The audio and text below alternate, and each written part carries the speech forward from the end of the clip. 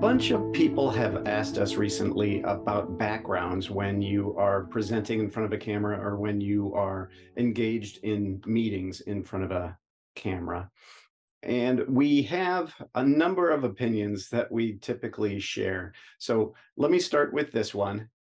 If you are in front of a camera a lot, if you need to be virtual or hybrid a lot, I recommend doing something like what we at Sage Presence have done. We found a fantastic resource called Müd Modular. That's M-U-D Modular, and we'll put a link to it in the notes. Müd Modular came and talked with us about our visual brand and designed backgrounds for us. And so what I really like about my background is it's three-dimensional, it's not electronic, and it's brand consistent. It feels like Sage Presence without being brand overwhelming, without having our logo all over the place and our company name all over the place. So if you are in front of your camera a lot, we do recommend a solution like this.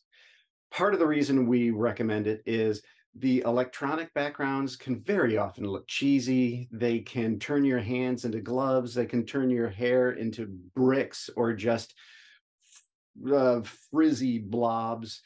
They can really create more problems than they solve. So consider something like this, a physical background that is, yes, artificial, but brand consistent. If you don't want to invest in something like this, then look at your background and do what you can to have it be professional looking.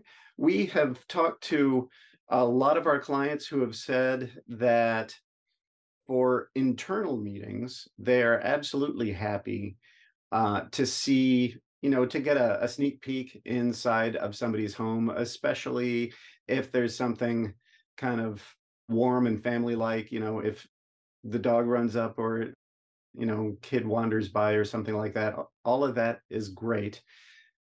There are certain scenarios, though, where it's going to be most often a problem. If you're interviewing, for one thing, you should go somewhere that the dogs and the babies aren't going to wander.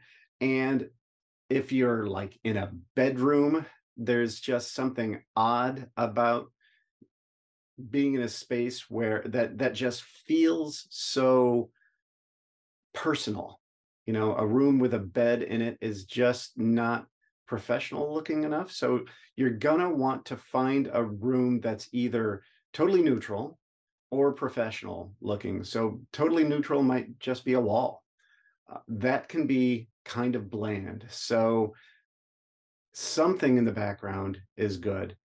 As you look at the background, do what you can to avoid what we call eye magnets, things that will distract the viewer's eye. So you don't want like a light switch right over here, or a work of art that's like brilliant colors over here. You definitely don't want rotating propellers of fan blades over your head.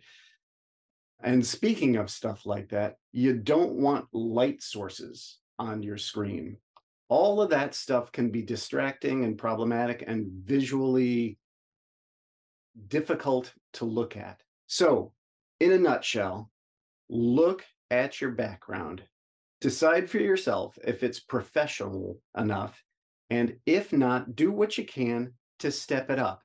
The reason for this ultimately is for your own presence. You want to be confident. You want to project confidence, and you want to be confident about the environment that you're speaking from. You want to be confident that your environment is inviting people's attention onto what you're talking about and not onto anything in the environment itself. Give that a shot and let us know what you experience.